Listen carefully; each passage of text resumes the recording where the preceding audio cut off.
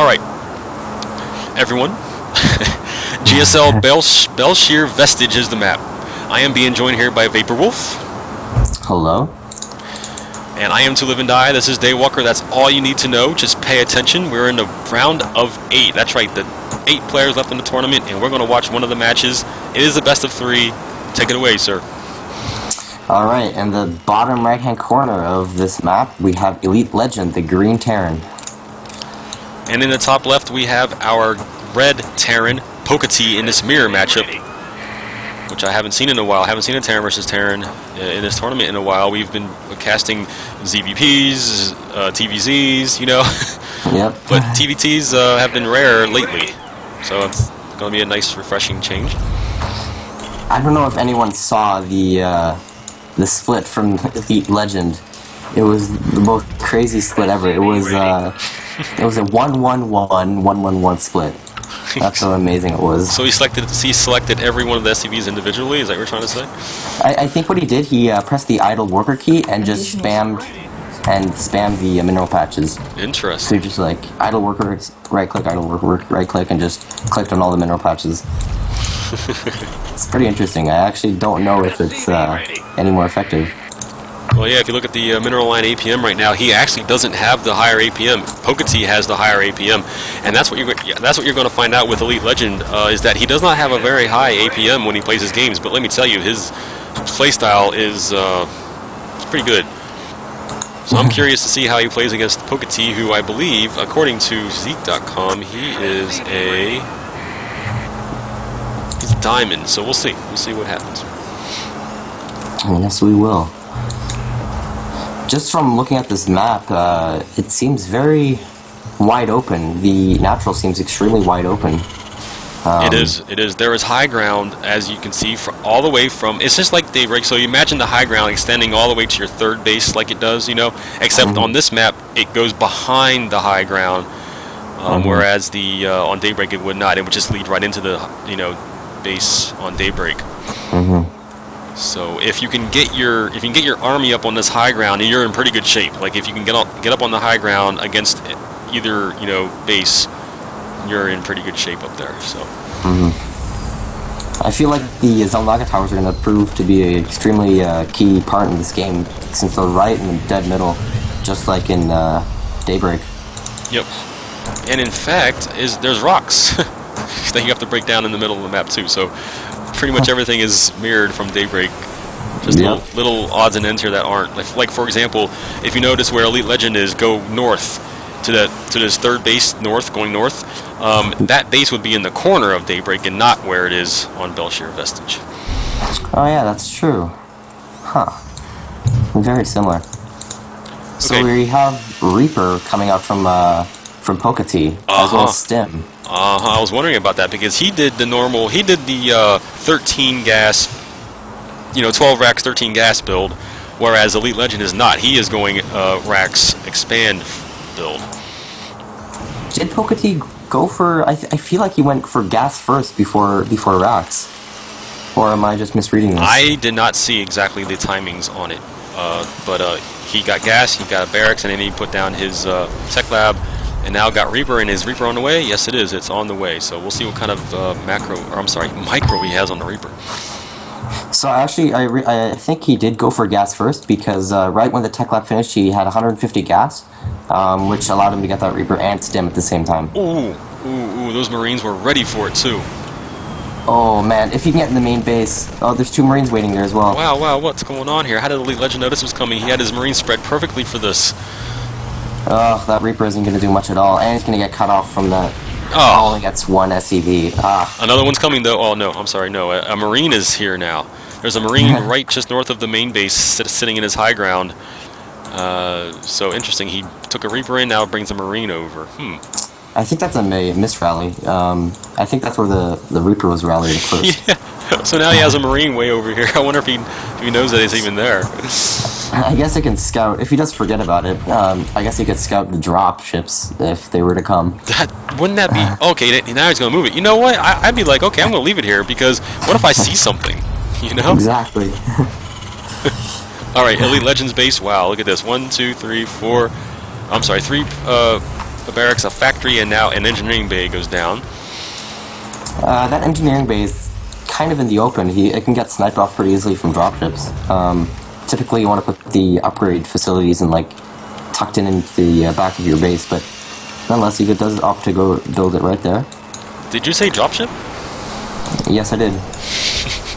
Brood War? Oh, I'm sorry. Medevac, rather. You and let's see, who else does that? HD Starcraft says dropship still, and HD Starcraft still says ComSat when he says scans. He'll say ComSat. Wow, I say scans, but I mean, I guess ComSat. Does it still say? It's the Brood War. It's the Brood Wars thing for a scan is ComSat. Huh. Was it just ComSat? Or was there like a He calls it ComSat. I don't know. I mean, I'll have to go back to Brood War to see what exact phrasing of the term is for a scan, but yeah. So anyways, the Green Terran is looking ahead now in the macro department. He's even switching his factoring over and getting a starport down on the reactor, so he's going to have medevacs here. Meanwhile, the Red Terran he has his 3 barracks down and getting a factory right now, and he does not have a starport up, obviously. Yeah, the Red Terran just had a significant edge when he went for that 1-Rax Expo. His medevacs are earlier, his upgrade is earlier, his tech lab factory is much earlier.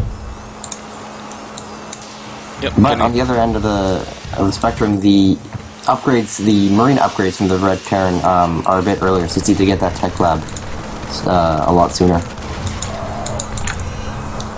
Uh-oh. Shielded Marines are coming across the map. He does have stim now. They both have stim now, actually. And they're going to come to this Zonlaga Towers, just sit here at the... Oh, no, they're going to keep marching. Where are they going? Oh, no. Part of the green of eLiteLegend's army is getting cut off from the Marines.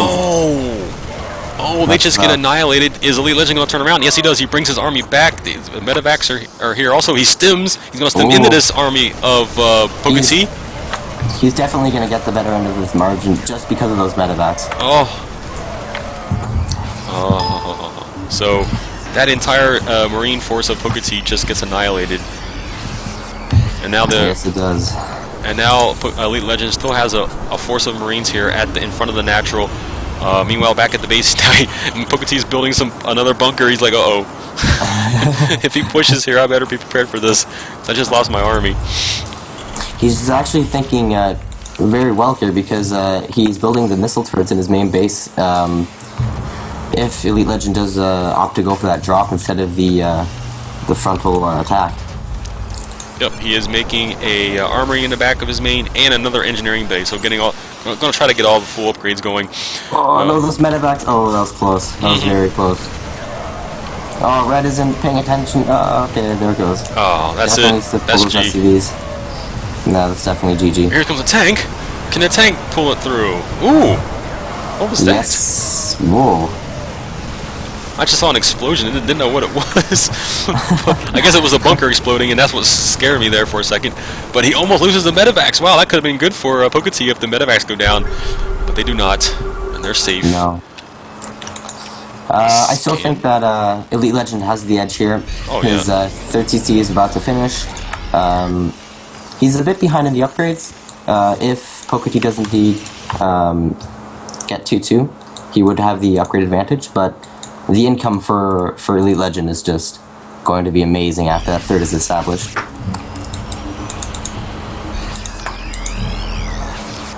For sure, man. This third base goes over. It's floating over right now. Let's just look in the base of eLiteLegend. Look at all this. Let's see. He has 1, 2, 3, 4, 5 barracks on the way.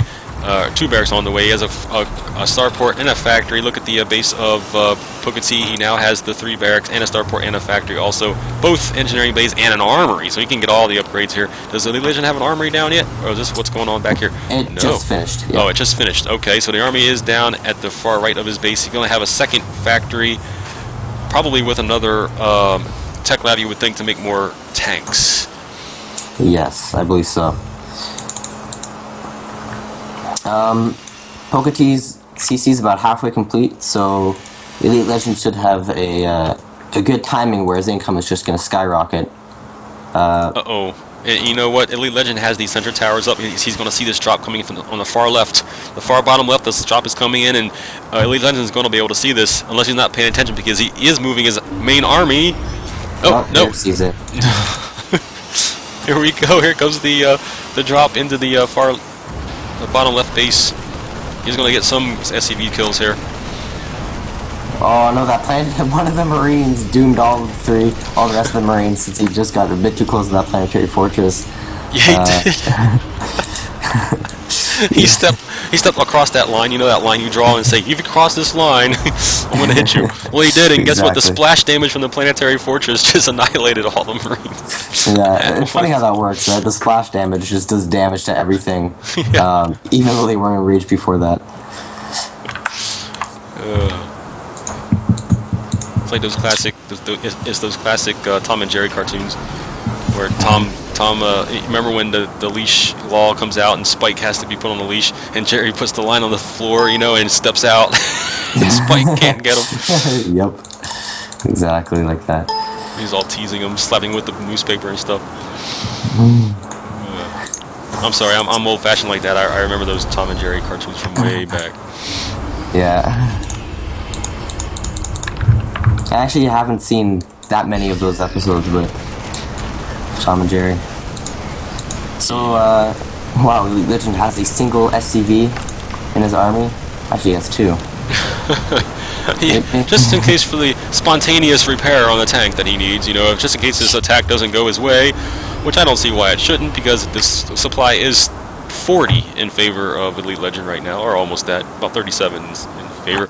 All he has to do is get these tanks in a good position to siege. Oh, I see. Look at this. Pokkatea has some good siege tanks up here on top of the on the high ground. That was good. But I feel like Elite Legend can just push his way through this with the advantage that he has, or I guess now one upgrade, since +2 attack did finish for Pokkatea. Oh no, his tanks are out of position from Pokkatea, and Elite Legend's going to get a great position here on Pokkatea, separating his forces. No, this is not what you want to do, Pokkatea. You don't want to let your third base... well, he just hacked his third base. Elite Legend now has a pretty good position here on the high ground. As I was saying before, once you get up on that high ground, between those bases like that, you're in pretty good shape. And that's the second force from Elite Legend is marching to aid. Yeah. Oh, Elite Legend is going for the push here. Marines are in front. Tanks not opting to siege up, and the siege tanks from Pokkatea are proving to be very useful. But I feel like Pokkatea is going to lose this engagement, especially with the reinforcement from Elite Legend coming to the rescue. And there's the GG. Great game. Yeah, very good game. Very good position by Elite Legend there at the end of the game, and the reinforcements come to save the day.